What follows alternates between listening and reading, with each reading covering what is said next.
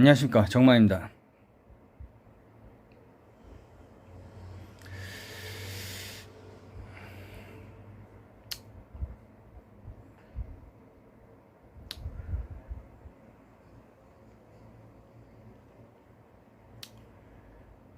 오늘은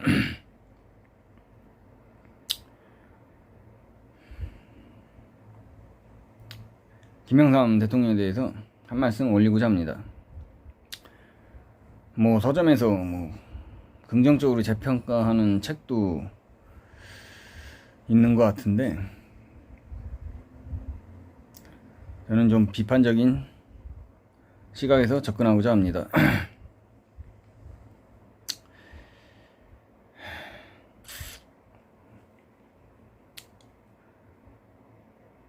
IMF 외환위기가 97년도에 올 시기에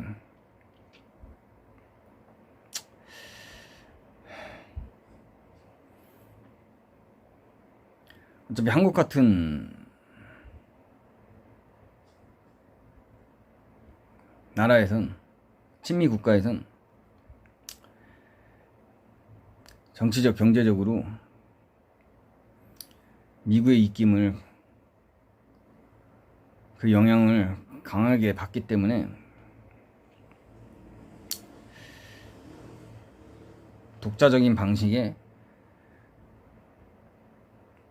경제 위기 극복책을 구사하기가 굉장히 힘듭니다. 다 관료들도 미국에서 공부를 했기 때문에.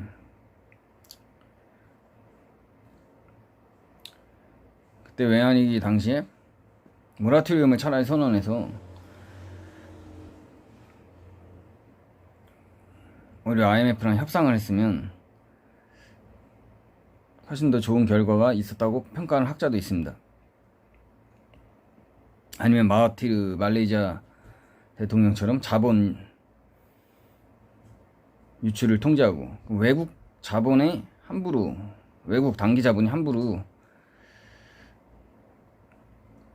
국내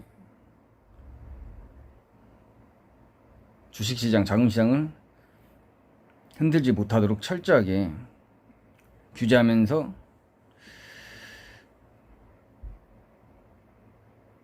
경제 위기를 극복하는 방법도 있었는데,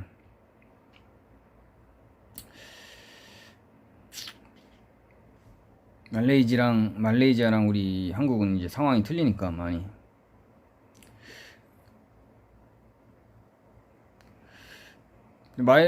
마하티르의 말레이시아는 그 당시 상당히, 지금 돌이켜봐도 상당히 현명하게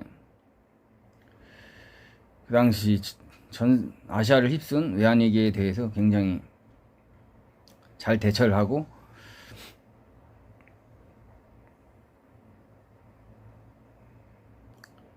국가 주권을 잘 지켰습니다. 그렇게 외환 위기의 충격이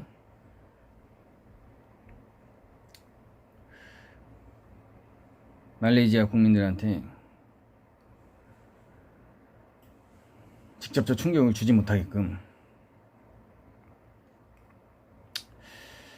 상당히 강단 있는 주권을 잘 지키는 정책을 폈기 때문에 상당히 역사적으로 마하티르 대통령 높이 평가받고 있습니다. 한국에서는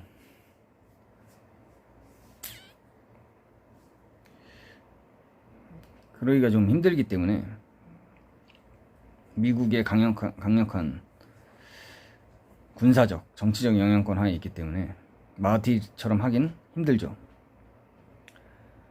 IMF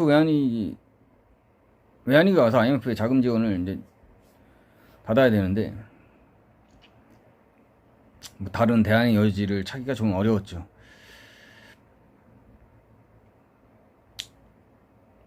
다른 정권의 다른 대통령이라도 다른 대안을 찾기가 어려웠을 겁니다. 결국은 이제 IMF한테 자금 지원을 받아야 하는데, 그 반대급부로 이제 국내에서 이제 많은 걸 양보해야 했죠. 근데 그냥 그 당시 IMF와 실무 협상을 책임졌던 강경식 경제부총리, 김인호 청와대 경제수석이 IMF와의 협상을 마무리 짓고 그만두더라도 이제 그만뒀으면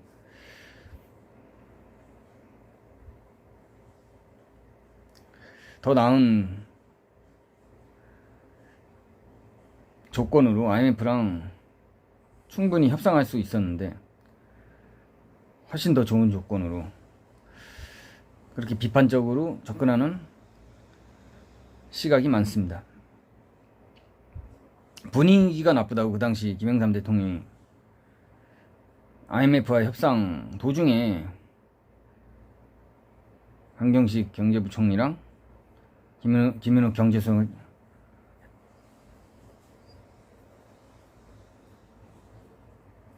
교체했는데, 우리 혼선이 빚어져가지고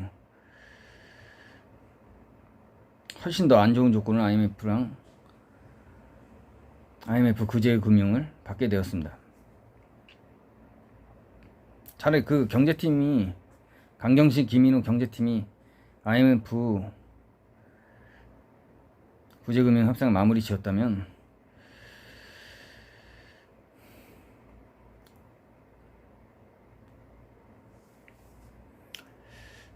훨씬 더 좋은 조건을 협상할 수 있고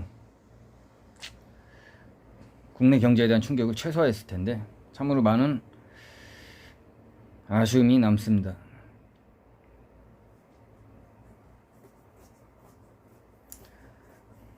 새로 경제 사령탑을 맡은 임창열 그 당시 경제부총리가 IMF로 가는 것도 하나의 방법이 될 수 있다. 거의 뭐 그 전까지는 뭐 IMF로 가야 한다고 확정됐는데, 그렇게 말하니까 훨씬 더 안 좋은 조건에서 IMF랑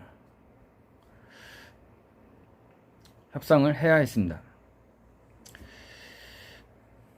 일단 뭐 여러 가지 설이 있는데, 임창열 경제부총리가 제대로 인수인계를 못 받았다, 뭐 이런 설도 있고, 그 당시 김영삼 대통령이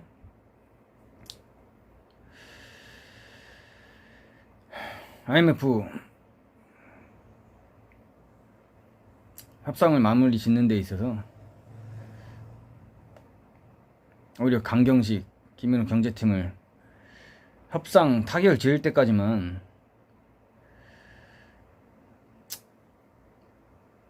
유임시켰다면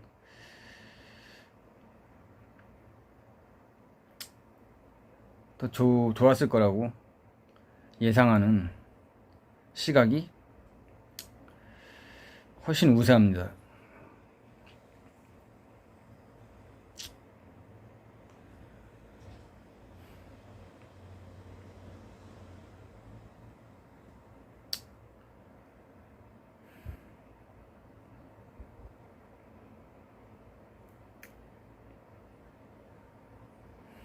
결국 이제 그것 때문에 정권도 교체됐죠.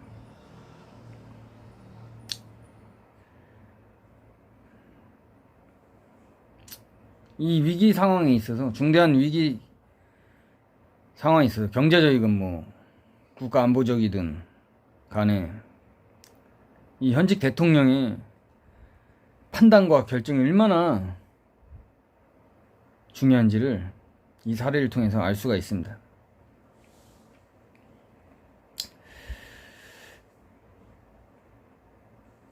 그 당시 대통령 YS는 뭐 정치 구단이죠. 정치 감각이 탁월하게 뭐 발달한 분인지는 모르겠으나,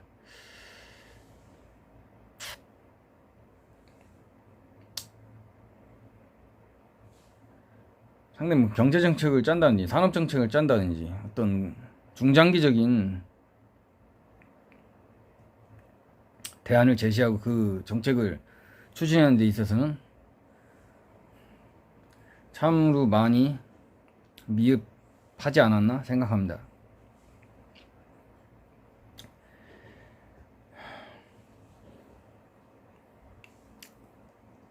뭐 YS가 하나의 숙청도 하고 금융실명제도 실시해서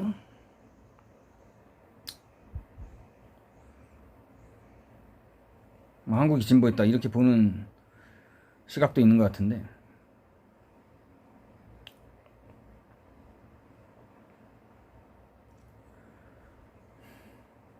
뭐 사람만 잘라가지고 망신 주고 그걸 대대적으로 언론을 통해서 홍보한다고 그게 개혁이 될 수는 없다고 봅니다.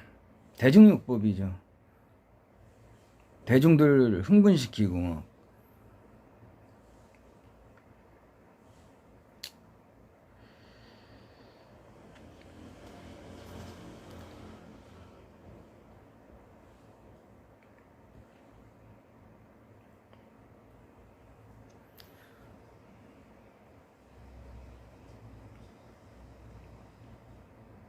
금융실명제도 제대로 된 후속 대책이 미비했기 때문에 거의 사문화됐습니다. 금융실명제도.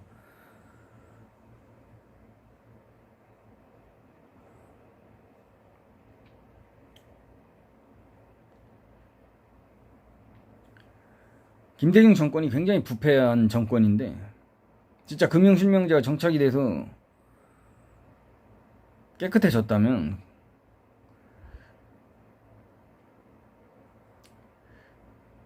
김대중 정권에서 그렇게 많은 부정부패 사건이 벌어진 것에 대해서 어떻게 설명할 수 있는지, 저는 금융실명제가 실패한 YS의 정책이었다고 생각합니다.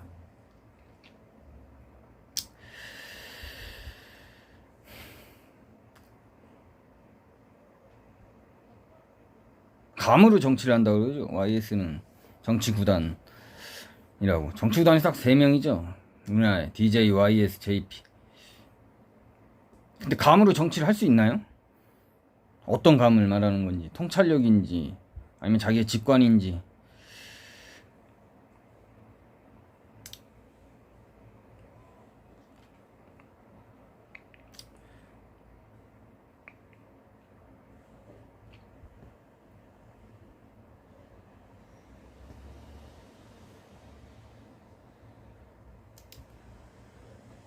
역사 바로 세우기라는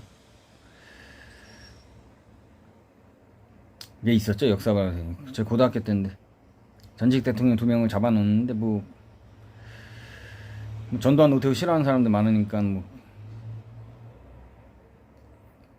전두환 노태우 뭐 교도소 갈 때 뭐 박수 친 사람도 많았겠죠. 근데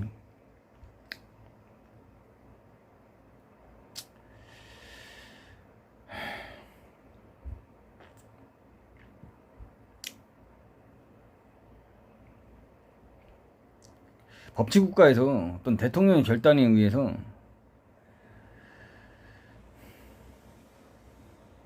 어떤 법 절차를 완전히 무시하고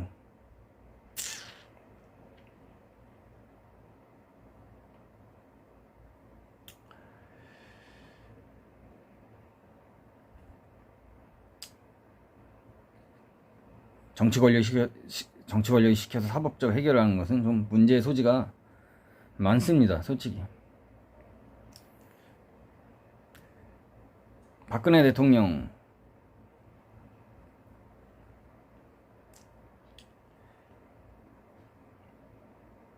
헌법상 대통령 탄핵 때도 마치 광란의 분위기였는데, 지나고 보니까 이거는 엉터리였죠. 법 절차도 제대로 준수 안 하고 언론과 정치권에서 그냥 대중들을 선동하고 하나의 광란의 난동극이었죠. 박근혜 대통령 탄핵 사건이 제대로 된 증거 조사 절차도 거치지 않고 국회에서라든지 헌법재판소에서라든지 이 지금 후과가 있는 겁니다.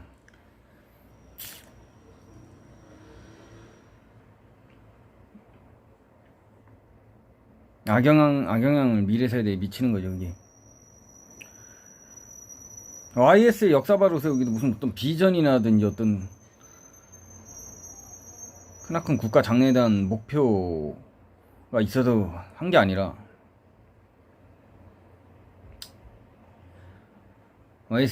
그걸 위해서 YS가 결단한 게 아니라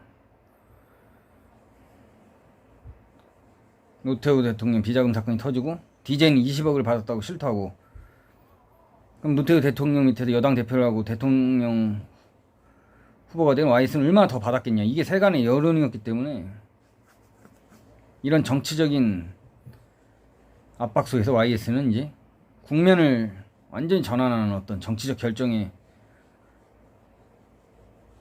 승부수를 던진 게 이게 바로 역사 바로 세력이었죠. 말로는 거창하죠. 역사 바로 세우기.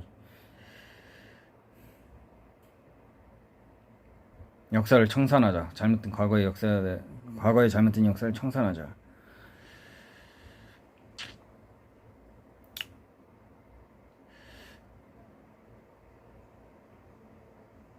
근데 YS는 3당 야합을 통해서 대통령이 됐는데, 노태우 대통령이 회고록에서 밝혔죠. 3천억을 YS 대선 자금으로 지원했다고. 막강한 3당 야합을 통해서 얻게 된 막강한 여당의 조직력 그리고 자금력을 최대한 이용해서 YS는 대통령이 되었는데, 소위 문민정부를 창출시켰는데,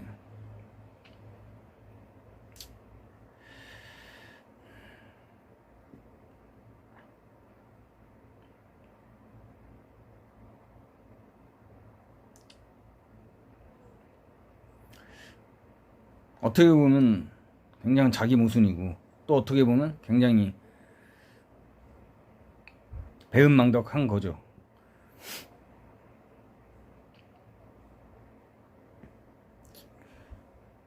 YS도 그렇고 민주계도 그렇고 항상 의리 따지니까, 제가 한국 정치사를 공부해 보니까는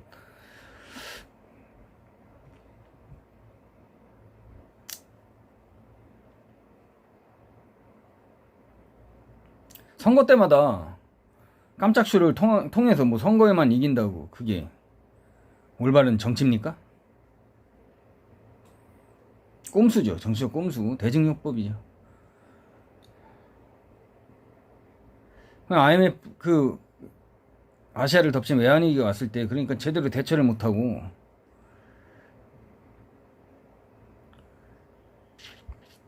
나라가 결단난 겁니다. 근데 자살한 사람도 많아요. IMF 외환위기 때 실직하고 회사 망하고 실업자 되고.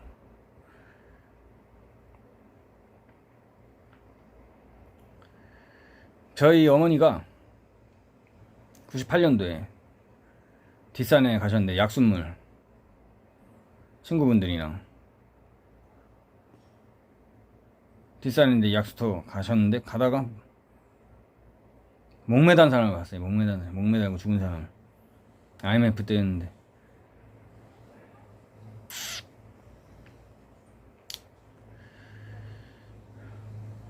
자살자가 엄청 많았습니다. 그 해에 사회 분위기도 안 좋고 엄청 사람들이 처참해졌죠. 진짜 자기가 부자 아니라면은, 일반 서민이라면 사회 분위기도 침체돼 있고 살만 나겠습니까?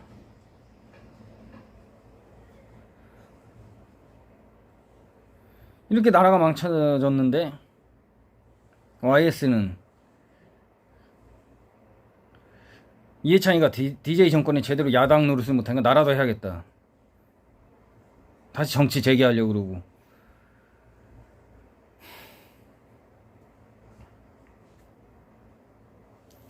책임은 다 강경식 부총리, IMF 외환위기에 대한 지금 강경식 부총리랑 지금 김인호 경제수석이 졌죠. 두 분이 깜빵 가고.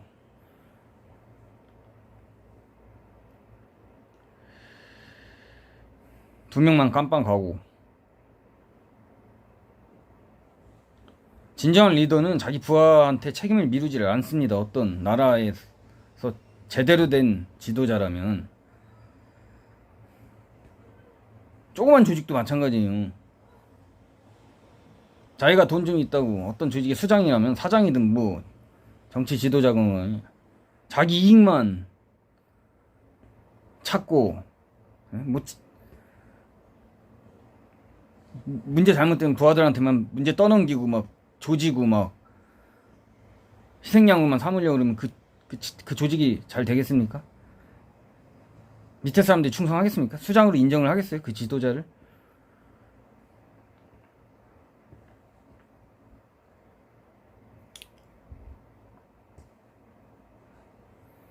적어도 대통령이 되면 취임 초기부터 중장기적으로 정책을 짜야죠. 경제정책, 산업정책, 국가안보정책, 대북정책. 그냥 선거 때마다 깜짝쇼 벌려가지고 여론 지지율만 살짝 높여가지고 선거에서 승리한다?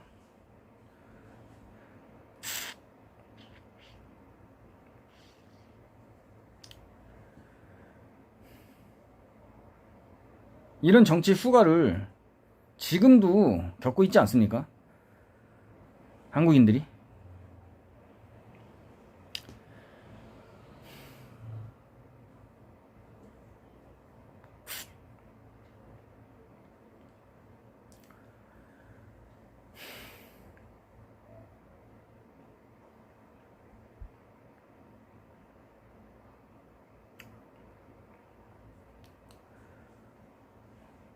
IMF 이후로 이제 청년들이 전부 공무원들만 하려고 그러죠. IMF 외환위기 이후로 공무원실만 붙어가지고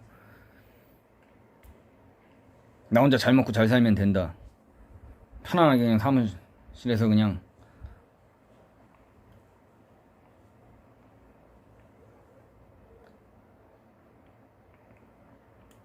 복지부동하면서 그냥 시간만 때우면서 월급만 차곡차곡 받아가면 된다.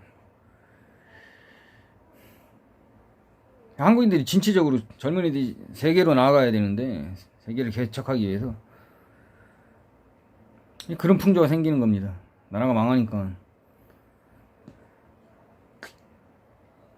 모험을 회피하죠. 가난한 집에서는 자영업도 할 수가 없고 은행에서 대출이 안 되니까 계속 그 후과가 이어져 오고 있는 거죠.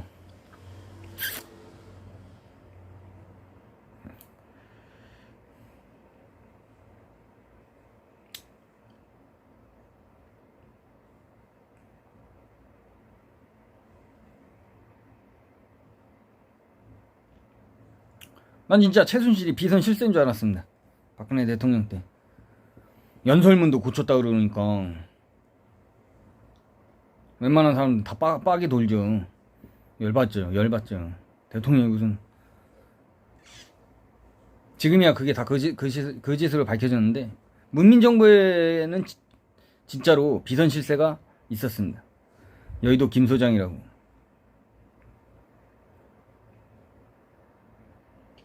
여의도 김 소장 팀이 그 사조직이 월권과 전횡을 했기 때문에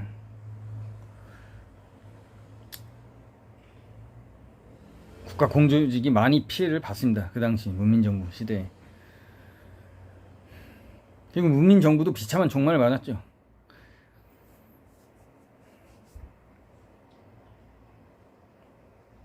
장유유서의 영향 때문인가요? 한국에서는 윗사람 비판하지 않는 것인지 아니면 뭐 상김 정치에 대해서 비판하는 게 뭐 좀 터부시 되는 건지 ISDJ에 대해서 정말 아직도 비판이 부족하다고 저는 개인적으로 생각합니다.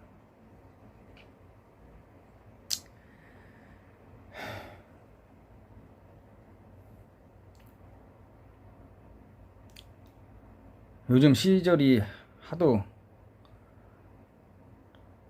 어수선하고 또 침체도 있고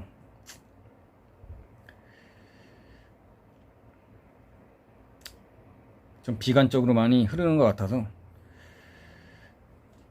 한번 주저리 떠들어 봤습니다. 못난 소견을 경청해 주셔서 감사합니다. 감사합니다.